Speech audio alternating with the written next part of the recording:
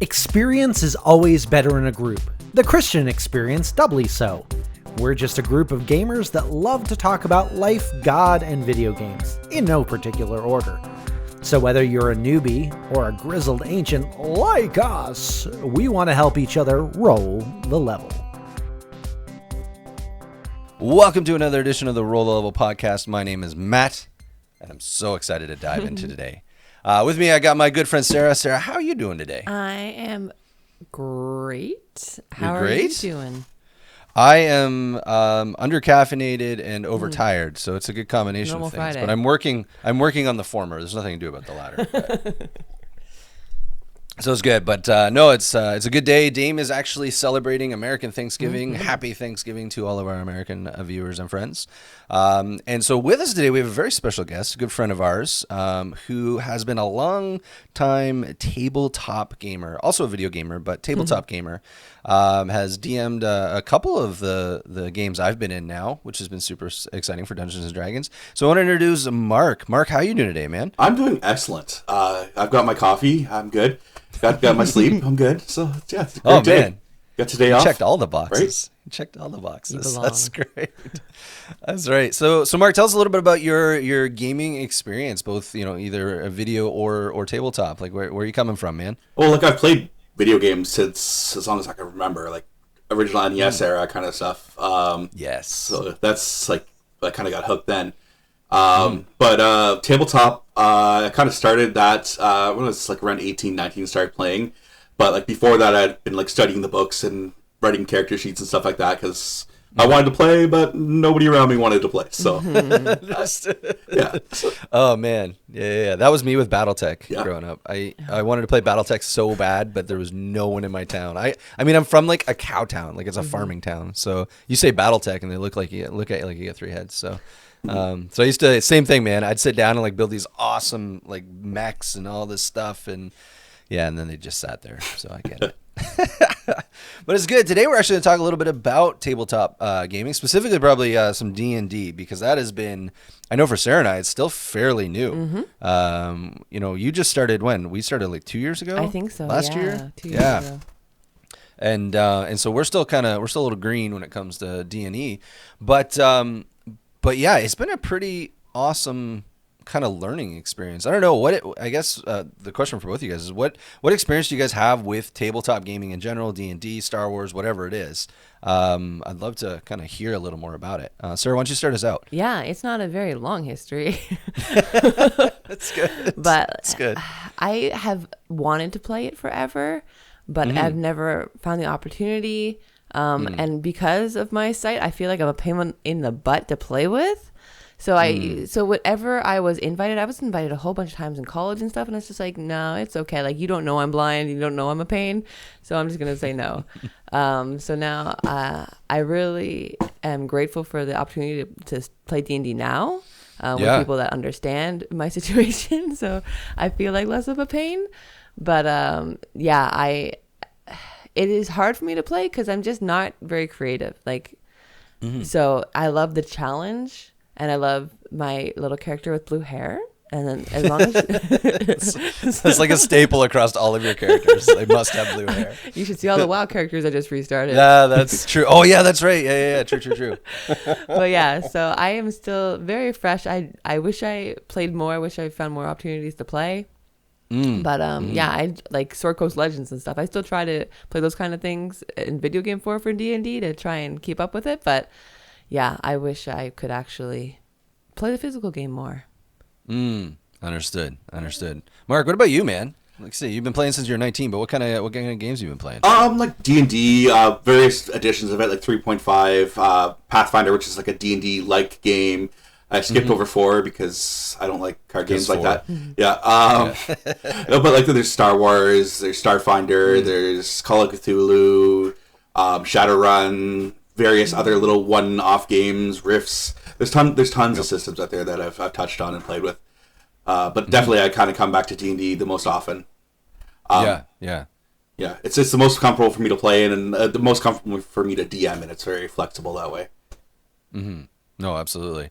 Yeah, I was going to say, I think D&D has been one of my favorite experiences. The other one being Star Wars. That game Man, that game is amazing. I feel like the difference between like something like Star Wars and or like X-Wing, I should be saying, and in D&D is like X-Wing is like white knuckle all the time when you play. Yeah. I find like it's just you're always in combat, you're always engaged. Whereas D&D is you can step back and kind of assess and process and engage. You know, either through combat, which some of our guys the other night learned is not always the best option.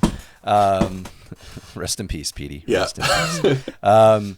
But you can also dive in with like the diplomacy or just creative different ways. So those have really been like I said, I played some BattleTech when I was a little bit older, but that's really been my whole experience. Yeah. And I mean, it's been interesting. I definitely have some favorite parts of the D&D experience specifically, but before I share mine, I'd love to kind of hear your guys's feels a little bit on this. Sarah, what has been your favorite part about engaging in D&D? Oh, definitely the creativity that's involved and just how you can literally make it anything you want. You can, if it pops in your head, you can say it and there's a role or something for that. Like, it is crazy. I commend any DM because I could never think of that much stuff on the fly kind of thing. Like, I am always amazed. Like, there's an answer for that, or like, you allow that kind of thing. And it's just, it blows my mind every time. So Right. I love marveling at the creativity that that is involved in the game for sure. And being able to be the sorcerer all the time. Yeah, with the blue hair. That's great. Yeah. No, I think I'm in the same boat as you. I just love finding ridiculously crazy things that I can try in a game and seeing if a DM will let me. I don't know if DMs like that. And Mark, you can probably speak to this, but yeah, I just love looking at things and going, I bet you we could try this and see if it would work. And you know, sometimes it's drop kicking a side of a mountain. Sometimes it's just lighting everything on fire. But it's always a good time.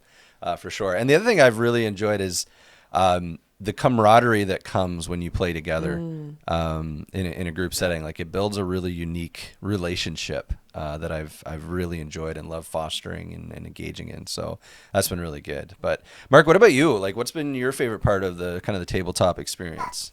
I'm a big fan of the creative solutions. Like, I love coming up with like awesome, cool ideas that are just kind of out of the box and kind of sometimes a little silly. But they get the job done and everyone has fun. Like, especially when I DM, I'm always big for the rule of cool. So like, if it's cool, if it'll progress the story, let's do it. Let's roll for it. Let's make it happen. Because it's fun. We're here to have fun. We're here to collaboratively have fun. Yeah, and I think that's why I've had so much fun with being with you DMing me, is because I just love when things look cool. So it's great. It's good. Absolutely. Mark, now you've been DMing for quite a while, I think, right, buddy? Like, you've DM'd a few games now, haven't you? Not just with me, but I mean in general. Yeah, for like since I was like 19. Yeah. All right. Okay, that's fair. That's fair. What have been? I got actually a two-part question. The first part is like, what have been some of the biggest challenges as a DM?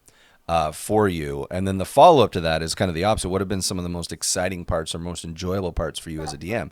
Because I've only DM'd, I think I've DM'd like one campaign, and we didn't even get all the way through the campaign just because life got crazy. And it is like, it's next level as far as prep time and work and getting everything ready. So I'd love to hear from someone who's actually done more than, half a campaign. So some of the challenges for me is, number one, always the bridesmaid, never the bride. I get that with DM. I'm always the DM, never the player. I do miss playing sometimes, but I love DMing as well. So it's good.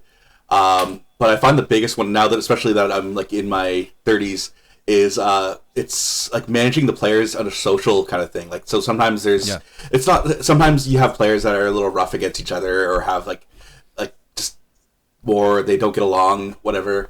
And then also sometimes it's just getting schedules to work, which I find is the biggest deal now. Like, really, like, just everyone's got busy lives. Everyone's wants to play, but it's like, oh, I could play this Thursday, but not next Thursday. But I could play. Really, like, I love doing the prep. I love creating. So it's most of that time it's easy for me to do that. And as a little DM secret for Sarah, usually when you ask something crazy and we don't know, we just make it up. Oh my gosh. I would have like had a panic attack on the spot. That's right. I'm done. Game over. Yeah. Or that and random tables. I have like books and books of random tables that are just like, Wow. okay, I can. This works. Yeah, there we go. Jeez, I'm amazed. Yeah. And as for things I love building like the world around players. I love my worlds to be not just like flat. Like I love pre-written campaigns. They're fun. They're cool. They're nice. They're usually pretty unique and awesome. But I prefer doing it myself because like then the players' actions actually have a change, like affect the world, that change the world. And that's kind of a cool feeling for players to see that the world shapes around them, that their decisions matter. I mean, it's almost like real life then. And I really love like taking this like big overall narrative story kind of that I've got in mind, and then the players go in, move around in it, and instead of like having the players like conflict and hit each other and like bash against the story, I get to weave them into the story and get to like, okay, this is your character's background, so this is. Maybe this would interest you. Maybe this is how your character would act in this situation, and give them those opportunities to like live more than just their character sheet. Because like it's D&D, as fun as it is, like with all the roles and the tactical combat, it can be a lot more than just like a board game on steroids. Yeah. For sure. Yeah, that's true. I was going to say I would agree with that. I think one of the most challenging parts as a new player for me to learn personally was like getting out of that, that Diablo 2 style of I must kill all of the things all of the time. Yeah. My paper doll is just stat stick. I'm here to actually just rampage through everything, and transitioning that mentality, which as a hardcore like video gamer, that is always the case, right? Like I don't typically play a lot of story heavy RP driven games. I shoot and loot, like that's what I like. Yeah. But I think one of the biggest challenges was kind of moving out of that and then getting into the space of, oh no, wait, I actually can like stop and process and come up with a different approach to this, which is great because it adds a layer of complexity. And then you factor in like, oh, I'm not playing as me, I'm playing as this, this half orc druid that's doing a thing. Yeah. Which just adds a really fun complexity, I think. Yeah. Because then then you're dealing with character interaction, which is a big part of it, and just stuff like that. And then there's sometimes where like you're playing your character and your character really well, so like they would make a decision that you don't necessarily want to do, right? Just because of how the character is, and so it's really fun to deal with that tension of like, oh, I'm not really this way, but I think this is how my character would engage in this situation. Yeah. Which long term actually is a lot of fun. Short term, you feel that tension. I think. Oh, for sure. Yeah. Right, you're going, I don't want to do that, but that's what my character would do. So a lot of that relies on the DM, like kind of like you guys were hinting at. Like you were mentioning, it's hard to get started with that mindset, and like you just got to provide the environment for that. Like a lot of times, I design my encounters to be really multi-tiered. So like looks like there's combat on the outside, but there's probably another solution somewhere. And like you never know what the NPC you're dealing with. It might just be a random monster, or it might be Mother Lizard on a bridge protecting her fire babies. It's true. Don't throw the javelin. Yeah, don't throw the javelin. Yeah. So I like that because like it depends on how the DM's running it. Like if the DM is running it be very flat, and that's the comfort zone for some DMs. It's gonna be kind of flat. But like if the DM's willing to get creative and listen to awesome creative ways of doing things, it kind of gets to be a lot more fun together. You get to build this world together. Yeah. No, absolutely. Yeah. I know it's funny because did the one campaign, and there was one night where one of our players couldn't be there, and so I created this side quest on the fly, and it was a lot more loose, and just kind of going with it. I kind of had some keynotes that I wanted them to hit on, but actually a lot more fun with that because it allowed the players to react a lot more, and then in a lot of ways it kind of changed around the narrative a bit, which was really good. Excuse me. So yeah, it's interesting you say that because I think it does when players feel that freedom to engage and adapt, it really does make a big difference in the tabletop experience, I think, overall. Yeah. But it's interesting, you hit on a really, really good point. It's this whole the power of like the narrative and how that really can shape the experience. I think that's such a reflection of what real life is like, I think, too. If you just swing it around, you talk about like the Great Commission, or like they call it the Great Commission mission, where as Christ followers, we're called to go out into the world and share this incredible news of Christ, essentially share the narrative of Christ, which is pretty amazing. It's a pretty phenomenal, almost awe-striking, overwhelming thing to think about, that the God of the universe would ask us to be like, hey, I got this really amazing thing that I've done for you. I want you to go share it with everybody else. But I think people get overwhelmed by that. A little bit. They get overwhelmed by this weight of, oh crap, how do I share this? What if I mess it up? What if I, don't get the Romans road right and we end off in, the Ephesians trail or something? But I don't think it has to be that complicated. And this is where I want to get a little feedback from you guys, a little bit of insight from you guys. My experience has always been that when it comes to sharing the story of Christ, the best way to do it is to simply just share what he's done in my own life. And share my life with other people. Because when I do that, there's a couple things that happen. One is that I'm just sharing my experience, right? I'm not trying to debate anybody. I'm not arguing with anybody. I'm simply saying, this is my life. This is what I've experienced. This is what Jesus has done in my life. And I don't know. It seems to me like that disarms a lot of the potential conflict. It breaks down some of the misconceptions. But I would love to hear, like, what's been your guys' experience when it comes to the Great Commission and sharing this narrative of Jesus. How has that worked for you guys? Sarah, do you want to start us off there? Yeah, I was just going to say, it's one of my favorite things that our church does is the testimonies for baptism. Because you have to be intentional a little bit about, you have 5 minutes pretty much to have your great story and share what God has done in your life. And you have to be like, okay, he's done all these things. How do I pack them into these 5 minutes? What can I share? But you have to be so real and raw in those moments too. But man, being in the audience, watching those is heart-wrenching. Like I learned a lot about people. I can see, like, I have empathy for people I don't even know, but their story changes me somehow every time I hear it. It is just such a great thing. And making my own testimony a couple years ago was just like, it was awesome. And watching it now, it's like, oh yeah, he did those great things, kind of thing. So it's a good reminder, but I love watching everybody else's too, because it just shows me that not everybody's like me. Everybody has a different way, different journey. Yep. But we all came to the same place in the end, and we're still all growing. Like, everybody's testimony is, I'm not done. Like, I'm just starting. This is the start of my journey. So I think it's one of a great thing that our church does, and I love to see. Yeah, that's a great example of the power of the story, right? I mean, like, some of the most amazing Sundays we have are baptism Sundays. Like, baptism Sundays, I don't know, at least for the staff, and I can speak from experience in this one, it's like Christmas. Honestly, like, we get so excited. There's just such an excitement in the air on a baptism Sunday morning of like, oh man, we get to kind of celebrate what God is doing. I'm not crying, you're crying. Right, oh my word, yeah, there's been several of those, absolutely. So yeah, that's such a great example, for sure. Thank you. Mark, what about you, man? What's been your kind of experience? Yeah, definitely it's more about the personal stories. I mean, it's very hard to relate to a carpenter who lived 2,000 years ago. Like, we don't have a lot in common, in like, we do, but we don't. Again, like, for at least on the surface, right? Yeah, on the surface, it's hard to relate to that. But like, if I tell somebody like, oh, this is what's going on in my life, I'm doing this, and this. I'm serving my butt off. I love my kids. I love my wife, and I like talk about like what's going on in my life and how Jesus is involved in that. Testimonies are huge and important. I agree. I love it. But I also love like having that ongoing dialogue with people, like having like being open about your life to your friends and to the people close to you, and kind of show like, okay, this person's a little different. Like, there's something going on there.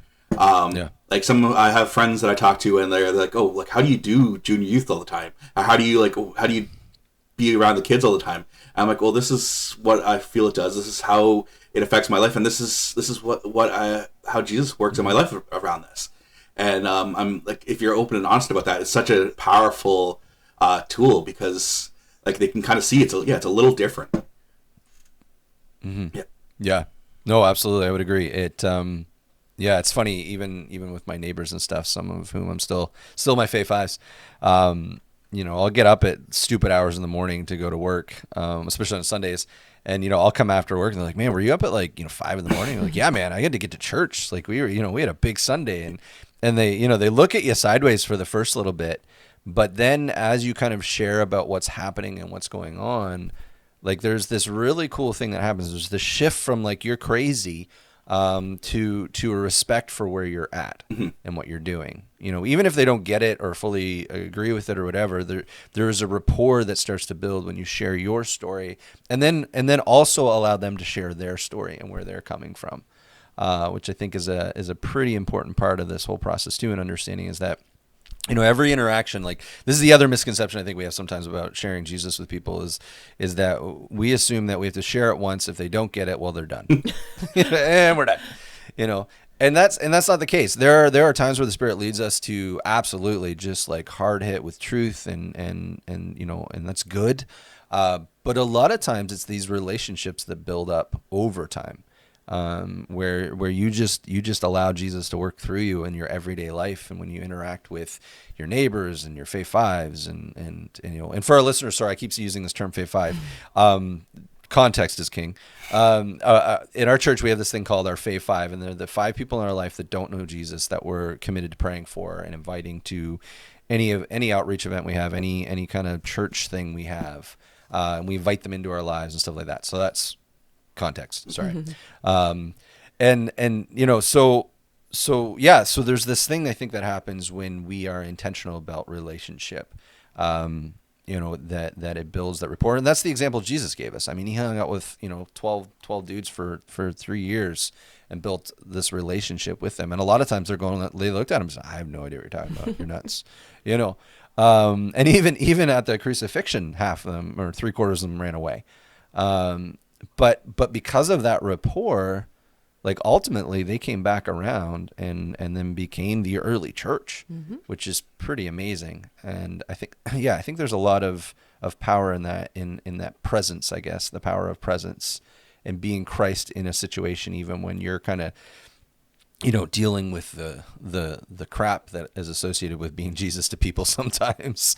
But I don't know. Have you guys had that experience? Maybe I'm crazy. I could be crazy. I haven't had enough caffeine today, so it's entirely possible. But I don't know, Sarah. What's your thoughts on this? It's not easy. Like being that person that shares your story and have nobody listen, or just not seeing results. I guess being impatient. Okay. Share a little bit on that. Like, I could say I have had a Faith 5 person my whole life. Yeah. And just even in my own household, I guess it's just like I am so often persecuted. And in the beginning, like a few years ago, when I was really like starting to go back to church and stuff like that, and I would hear about it every week, just like, why would you do that? That's stupid. Don't you know, like, it's all a lie? And it's like, it was like a weekly thing. And usually would end up in arguments. And I used to be really afraid of conflict. So I would just like shrink back. It's like, okay, yeah, you can think that, but I'm going to still go. Yeah. But now, I don't know. As I've grown in faith and just my confidence, it's just like, yeah, no, I'm going because it's the right thing to do, and I want to learn and be in community with people. So I'm gonna go, and I'm gonna bring my husband and my kid, and they're gonna go with me. And this is just how it is. And since I've started to stand up more, I have been rejected less, which is great.